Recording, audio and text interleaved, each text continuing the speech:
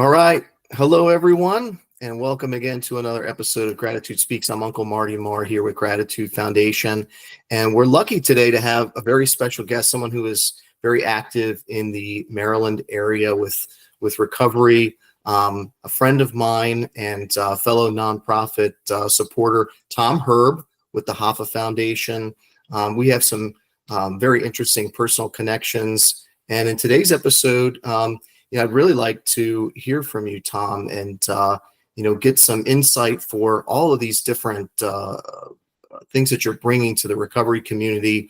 I don't know that a lot of people have gotten to see the face behind the transportation that is literally connecting all of Maryland's treatment centers in such a big way. So, yes, thank you for being here, Tom. I'll let you open up and introduce yourself, and then we'll kind of go from there.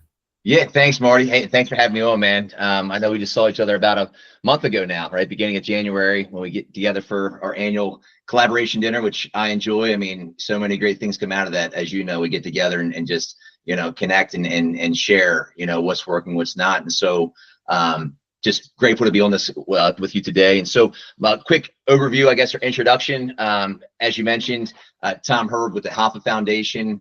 All this started, it'll be 6 years in August when I had a younger brother at the young age of 35, overdosed and passed away right here in Carroll County. And so it's one of those moments where, if you've been there and it can be tough to relate if you haven't been there, but regardless, we've all lost loved ones during our lifetime. And one of the things that kind of crosses the mind early is, what can I do to keep their spirit alive?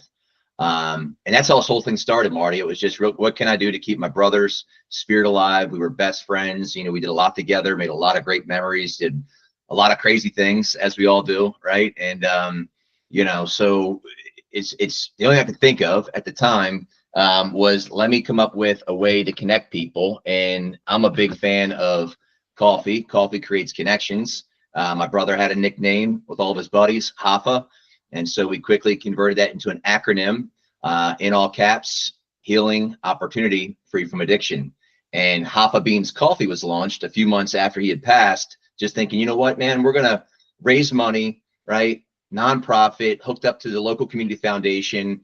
Any money raised from the sale of this coffee, we're going to provide to local organizations fighting addiction out there. And we did that. In fact, for a couple of months, once we launched, there were local organizations out in Carroll County that we were giving money to, and people were buying the coffee to get behind the mission.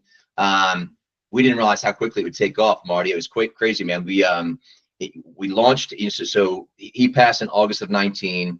HOFFA Beans was up and running by October, November of 19, right? Fast forward through the holiday season into early 2020. All of a sudden, we look at the reporting and it's saying that we had shipped over 2,000 pounds of coffee in a very small window, right? And at 2,000 pounds of coffee, not just local here in the Maryland area, but we saw coffee in the reports that we shipped to 25 different states, right? So we saw bags in the snow in Alaska, people taking pictures, putting on social media. We saw, we shipped some to Hawaii. And again, just people getting behind the mission of the organization, all while enjoying great tasting coffee. My brother was a quality guy, loved to drink, a good coffee, but I was like, this can't be just, a packaging with marketing and the message. Like, I want people to enjoy it, right? So that was a big part of it too. So where am I going with this? We started out by just connecting people, raising some funds to give to local organizations. When we realized we could make a bigger impact out there based on community feedback, we said, let's all get together, formulate a board, become an official 501c3. Still connected to our local community foundation, but went through the process becoming our own 501c3.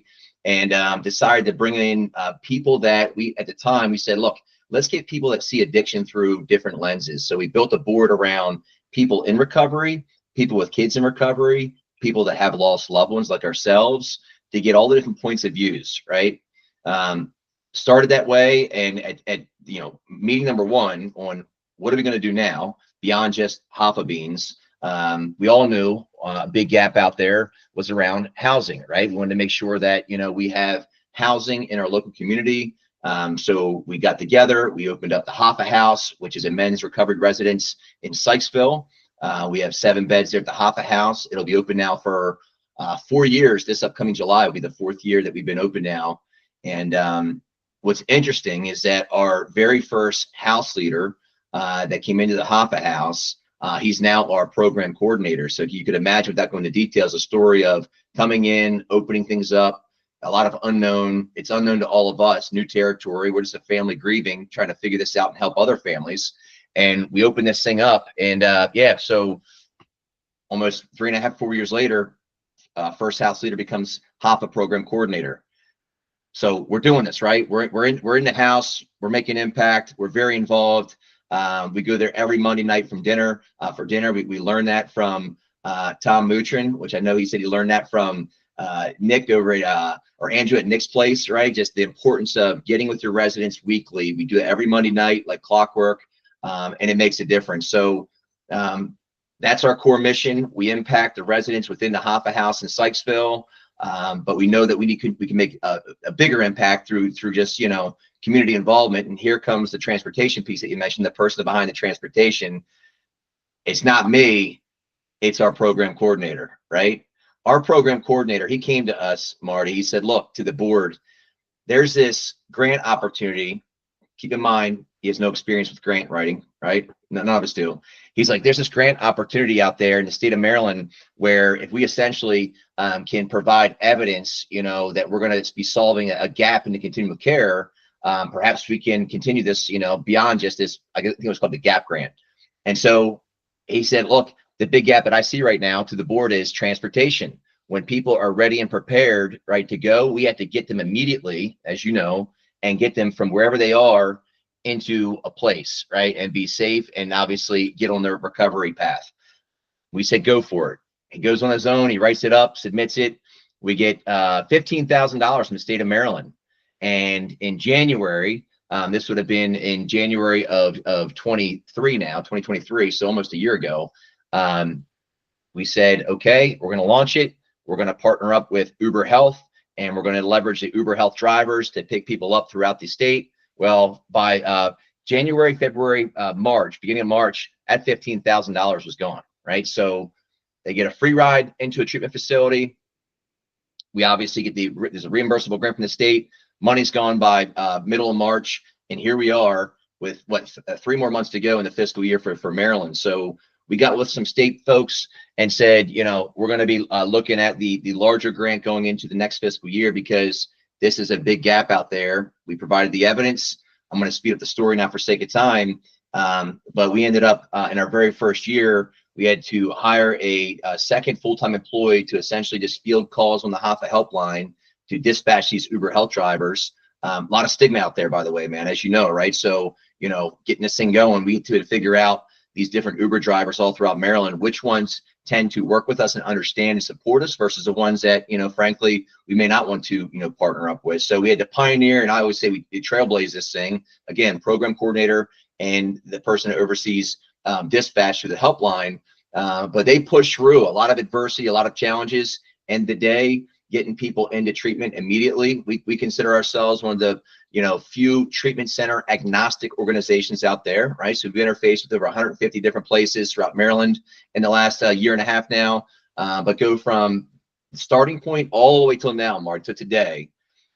We're on pace right now to deliver over 4,000 rides. And keep in mind, these aren't like to and from, like back and forth, and these are one-way rides. And the data inside of all those rides is saying that 85 to 90% of the rides we've given are just, you know, first-time riders. So think about that, right? I mean, these are people that, you know, not like the, you know, multiple rides, like just one ride in. So yeah, I mean, 386 rides last month in January. It's nonstop. But you know, I think it's got to be some of the best money from a grant that's ever been spent, as far as direct impact and a noticeable difference. Yeah, I mean, that data that you guys have is, I'm sure, incredible. Which is that being provided to the state as well, as far as, you know, where everyone's going and the frequency of riders, all that's being shared with them as part of the grant too, or is that just part of what you guys are calculating? Yes. So our program coordinator, through all this learning, very detailed with his reporting. So every month he reconciles all the reporting that's coming out of Uber Health, their system, their analytics, and then consolidates and sends it all over to the state, and for their evaluation period as well. But we just met with some state folks last week and went through some high level updates and showed them a trend that goes back to July, which is their fiscal year, July through June, as we know. So July of 24 all the way through January of 25. I mean, it's just a straight line up, meaning month over month, the rides are increasing to where we got to the 386 last month. In addition to the data around the ride specifically, we're also providing them with feedback from different organizations throughout the state that are saying, we need this. Like, this is life-saving. Families, right? Mothers, parents, the person that's the rider themselves. It's making a big difference out there. But the thing that's concerning to us, here's the punchline, is that our program coordinator has looked at, all of the ride potential that's out there in our state, and he believes that we're only providing about 1/3 of the actual need out there, right? Because aside from treatment. Correct. Yeah. So, yes, we're a small organization making a big impact, but there's obviously more we can be doing. And that requires obviously more support and more people, and just, continue to build this together as a team. I hope you guys get to too, because I mean, it's still one of the biggest challenges for recovery housing is when someone is new and they don't have a vehicle. And the cost of vehicles has gotten so unrealistic now. Somebody was just showing me a deal. He said it's a buy one, get one free. You can buy a Jeep and get one free. And I'm like, okay, what's the cost? It was $105,000 for a Jeep. It's like, buy one, get one free or not. It's like, still $50,000 for a vehicle. And, even some of these used vehicles now are so expensive and out of reach for guys.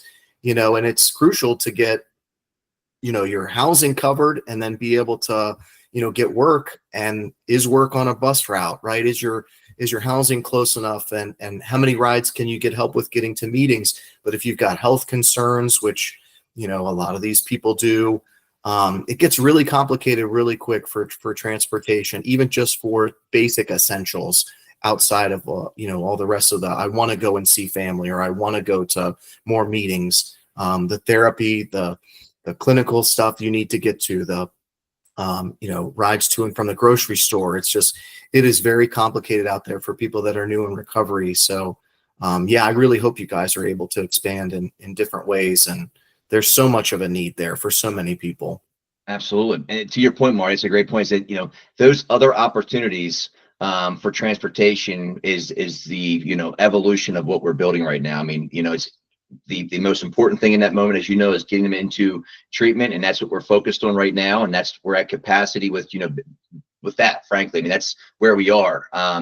We have to put these systems in place to do the next level, which includes all the other rides that are necessary, to keep someone, on that path, so that, they've got what they need in that moment. So we're getting there. We've got a plan. In fact, we walked some folks last week through our sustainability plan, because this grant that we're in right now, we only have one more year, right? So we're in the second year. Of course, July of this year is going into the third year if we're able to secure it again.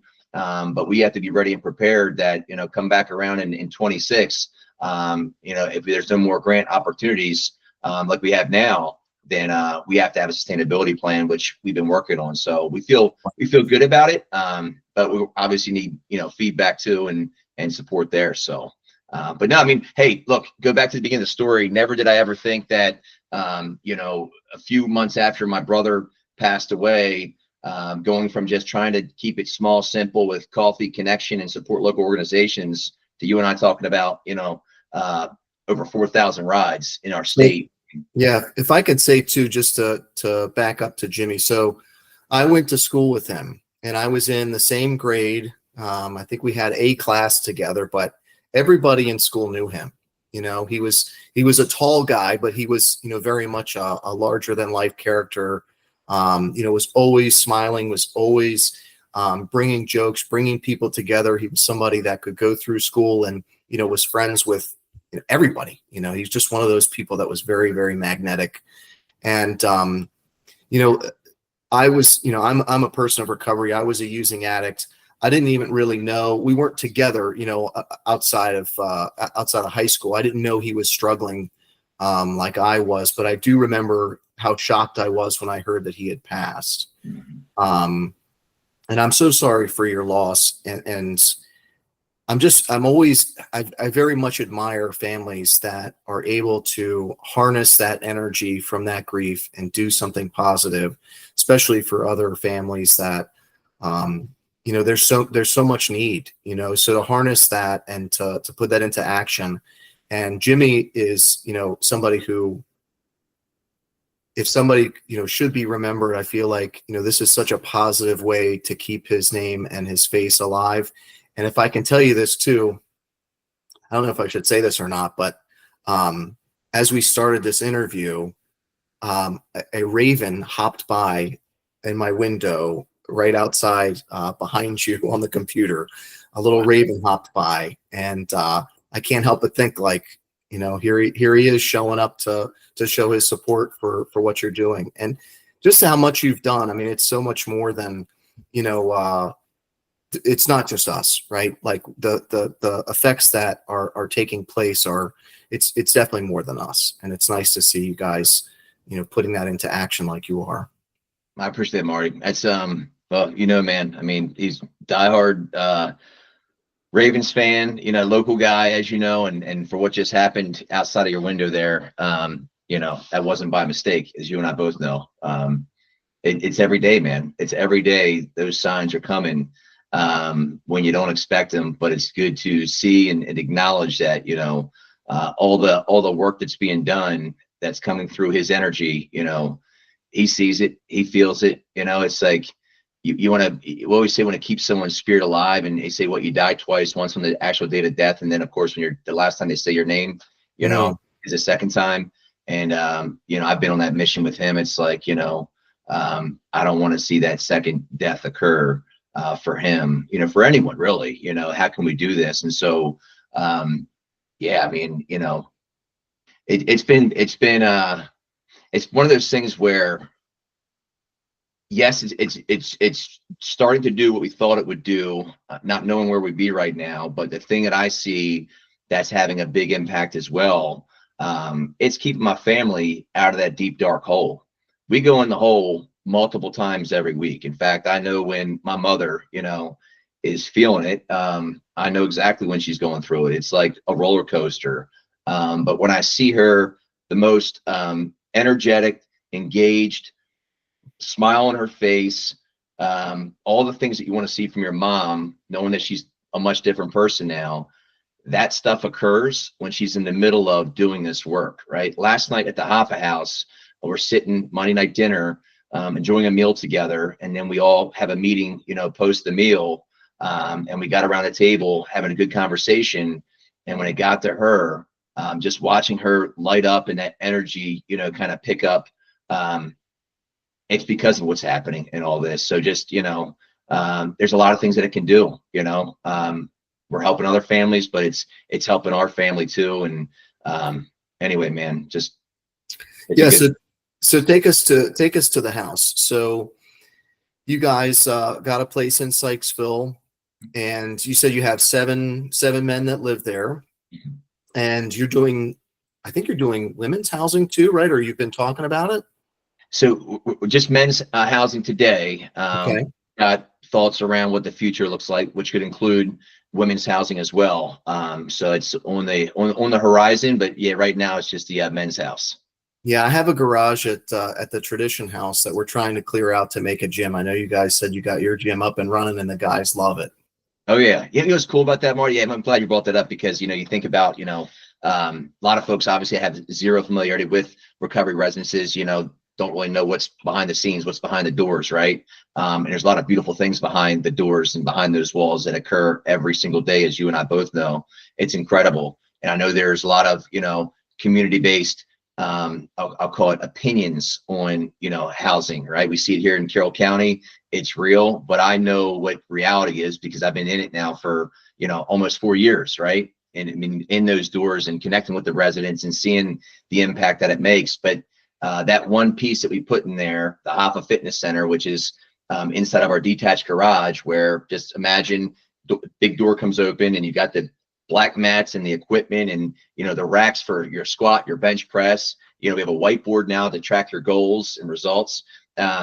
We put all that in place thinking how important it is when it comes to, physical health and mental health for residents and, even nutrition. And we brought some people that are in recovery, that are now, doing a very good job with their physical, mental health and nutrition, that have come in and shared some, insight and guidance to the residents. But we never once said, you must go use the HOFFA Fitness Center, right? It's mandatory, right? We know, your 5 meetings per week, right? Your sponsor, all the things that come inside of our regular standard things are there, but we never said, we're going to do all this and you have to work out. So here's what happened. Slow progression, but people start to dabble in it, right? They start to go in there and do it for a week or two and then stop doing it. And, again, just kind of watching it all evolve. All of a sudden, a few people that went in there and became very serious about it and started to see results over a period of time, they bring that conversation into the house, right, with the other residents, and they become curious and they start to lean in a little bit. Now, it's not 7 guys right now all working out inside the fitness center, but I'll tell you that, just about half right now, more than half, are consistent in there, and it's paying dividends for them. You can see it in the, Monday nights we get there, I can see it not just in their body, right, the change, but everything from, could be the protein powder or a nutrition plan or the app on their phone they're showing me about how they're maybe tracking their macros or whatever. It's cool, man, to see. And it just kind of the evidence, the scientific evidence is really clear about, the effects of working out for mental health. It's far better than, most of the SSIs, and it's only barely been studied, when it comes to the longevity of the history of human beings. But obviously we've always been physical, right? And I think a lot of the pursuit that us addicts have is about the same highs that you get from physical movement, from exercise, from your blood flow, from, the endorphins being released. And what I really like about having the gym right there that you guys did is that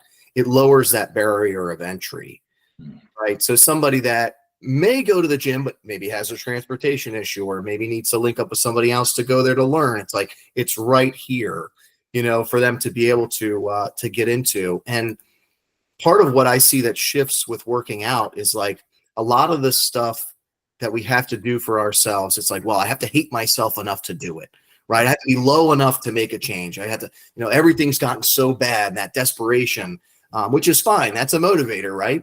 But with working out, it starts to become like, well, I'm working out because I care about myself, right? And I can get in there and it's like, I feel good about making this change, and that can motivate in these other ways too. And yeah, this, part of the Gratitude Speaks is talking about what we're grateful for, and using that gratitude as a tool for happiness. For a lot of people, it's working out, right? That's a great way to be able to feel the gratitude, to feel physical, and use that as a way to feel good. Absolutely. And to go on with that, Marty, it's like, we had the conversation last night, again, dinner, about gratitude and just, waking up every morning. There's a conversation swirling around last night, and, someone had mentioned in certain things, they felt like we were taking some steps backward. They were taking some steps backwards. And I thought about that and I was processing. When it got to me, I would think that way for a very long time. And there's moments where I still, have that mindset, like, am I slipping here or not? Then I got to the point, I was like, you know what? When I wake up every morning, before I go have my first cup of coffee, and I'm standing up and I take my first breath, to me, breathing, right? That breath is progress. That's me being able to move forward, right? I'm taking a deep breath, right? And I can just breath over breath, I'm moving forward. To me, the only way to go backwards is to not breathe. Mm-hmm. And that's the way I see it. Like, if you're not, so I'm progressing, I'm moving forward. So it's a constant reminder, and I thought that was helpful with some of the guys last night that were, thinking certain ways, like, we got to work on the mindset and the way in which we think, right? We always say control the controllables. We can control 2 things in life: our attitude or mindset, and our effort, right? Or some call it work ethic. So if we're constantly controlling our controllables, control our mindset, control our effort, right? Everything else is out of our control, right? So, these are things we talk about all the time. And to layer in just more gratitude moments, something else with the recovery house that we got a little pushback in the beginning, not from the community, because we're not in a community. We're like not in the country, but we're off the beaten path, right? We're not in an area where, you know, there's things close in proximity that you can walk to. And we heard from others, you know, that say, hey, why didn't you consider putting it in a place where resources or things were close by? And in some cases, you know, you obviously want to go based on lessons learned from others and, you know, do something like that. But in other cases, there are times where you may want to try something different. We decided to do something different here, even though we were new with this. But we're so glad we did, because our home butts up against a farm, right? And so when you look out the back of the HOFFA house, you're looking at a big field that's, you know, you see horses out there and all kinds of other wildlife, nice creek. And over that creek, we just had a local organization volunteer their time and materials and build a beautiful bridge with the solar lights, so it lights up at night, to go on the other side of the creek, where we cleared up space, and we have a fire pit that was built. Yeah, a local organization donated, well, company donated supplies. These people built it. Why am I saying all that? We have found that residents in the warmer months will go down there, sometimes by themselves, and they will sit there and maybe start, you know, small little fire in the fire pit or not, but look up in that big, beautiful sky with the stars or whenever it is, and looking at that farm and just, you know, nature, versus looking at other buildings and houses. And they will put themselves in the right mindset, right? They tell us they do that. And it's like, again, it's not something like, hey, we're going to build this bridge and you got to go over there and use a fire pit on a consistent basis, otherwise we're going to get rid of it. Not at all. Like, just create the environment and watch what happens, man, you know? Yeah. And you guys having that family environment, I think really it's massive. Just being supportive in that way, where it's a loving environment. We're having food together. We're treating each other with respect. And yeah. I know it's not easy to run recovery housing, man. So, you know, I'm sure you have your challenges, but, yeah, tell me more about the coffee too. So the coffee has grown. I know you're in a couple of stores. Where does that, where should somebody go if they want to get some of the coffee? Yeah, so hoffabeans.org. So just Hoffa Beans, our website is probably the best place to get it if you don't live in Carroll County, because most of the stores, I think there's like 8 or 9 now that serve Hoffa Beans coffee, or sell the bag. Some restaurants like EW Beck's in Sykesville, if you go to their restaurant, great food. They've got, my brother used to work there. They've their coffee is Hoffa Beans coffee they serve. Their wings, they have Hoffa sauce. When my brother worked there, he made his own concoction of sauce, and now it's Hoffa sauce. Somebody posted a picture the other day, they sent it to me, that was there to eat. I haven't seen him in a while. Sends me a picture of their chalkboard out front that had like their specials, and it said Hoffa mussels. So they took, you know, the Hoffa sauce, and I guess I don't know what they did, but made Hoffa mussels. But yes, but back to your question, hoffabeans.org. We ship anywhere in the US. What's really cool though is we started this from the very beginning. Any orders that are like within 20 miles or so of you know, the Sykesville, Carroll County area, my mother personally delivers those orders. For the last, you know, let's say 4 years or whatever, like clockwork, order comes in and we've got to go to Westminster, or we have to go out to, you know, Mount Airy or wherever. She will load up her car with those bags of coffee. She likes to put them in a nice little brown bag with some purple ribbon. And for her thing is, when the door opens up, when she knocks on the door, if they're home, you know, if she knows the people, even if she doesn't, connect with them, give them a big hug, you know, helps her out, helps them out. So yeah, we're doing all that. Now, thinking down the road, we have a couple things that are on the horizon. We've had a Hoffa Beans and Biscuits food trailer in the parking lot of the funeral home where my parents live and that they own right there in Eldersburg, that will one day become, you know, we take it to events, but fully opened up where it's serving coffee and biscuits and connecting with the community and providing opportunity for those in recovery. That's all going to happen. So we actually have all that together. Just a matter of, again, on top of everything else we're doing, getting that up and running. We also have several larger stores. For example, Sprouts right here in Westminster got the approval and green light to be a vendor in their system to put our coffee on their shelves. So, you know, we'll see how that goes. But our thing is, we don't look at coffee as like the primary way to fundraise for the nonprofit. In fact, we give a lot of coffee away. because it creates that connection and it starts that conversation. And we've always been that way from the beginning. So we'll see where that takes us. But we know that the core is what's in what we call our recover sphere, which is, you know, the house, the transportation, and what's on the horizon for this year, the roadmap. We're looking at a way in which we can open up a recovery community center here in the local area that would be staffed by peers, where we can provide additional services, not just to the HOFFA recovery house, but to neighboring recovery houses as well, all throughout the area. And we've learned that model from folks that you and I know, Melissa, right, and others that are doing it out there. And such an inspiration. Yeah, big time, big time. So yeah, that's coming, man. But the coffee will always be in the mix somewhere. Yeah, the community center is really exciting too, just to have a place for people to go, you know, whether that's like meetings. Because my thing is, I would always dream about having some kind of a community center where it would be like a meeting place and maybe a coffee shop below where, you know, people could hang out, right? Like a safe place for people that weren't using to actually, you know, enjoy each other's company and maybe have games or something in there. But the way that Melissa connected that with all these other social services, right, which I'm assuming is going to be a big part of what you guys are doing, is, you know, connecting them to peers and connecting them to the resources that they really need. Gosh, it just becomes, you know, so much more than what I had ever pictured. It was such an inspiration to hear her talk about that. And I know when you're talking about it that you're actually going to do it, right?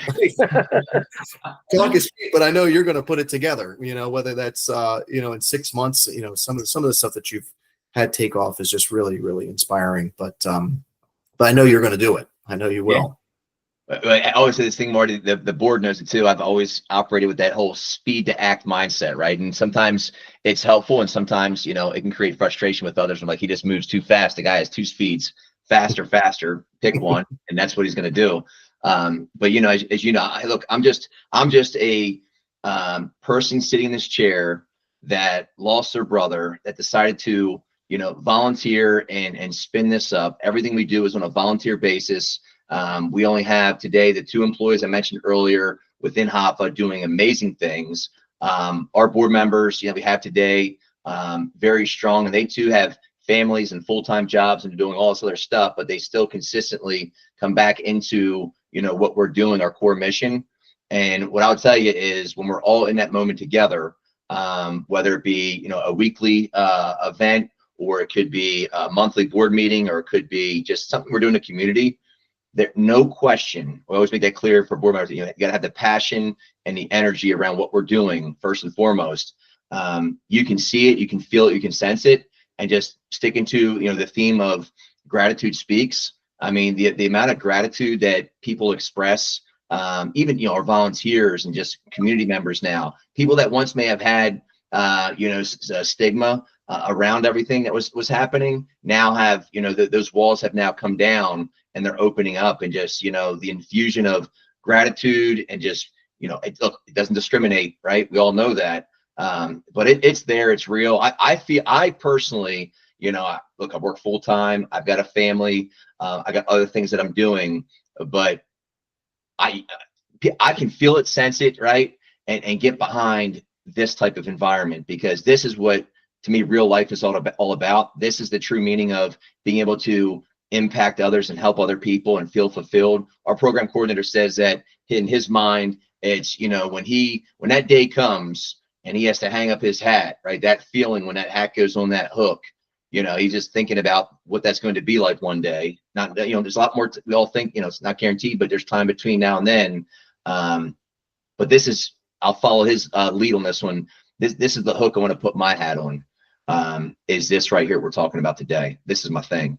So, well, thank you so much for being here. Yeah, thanks for your time today. Thanks everybody who listened. If you're watching on YouTube, I will include the links down below for that. And you know, visit HOFFA. You said HOFFA Beans.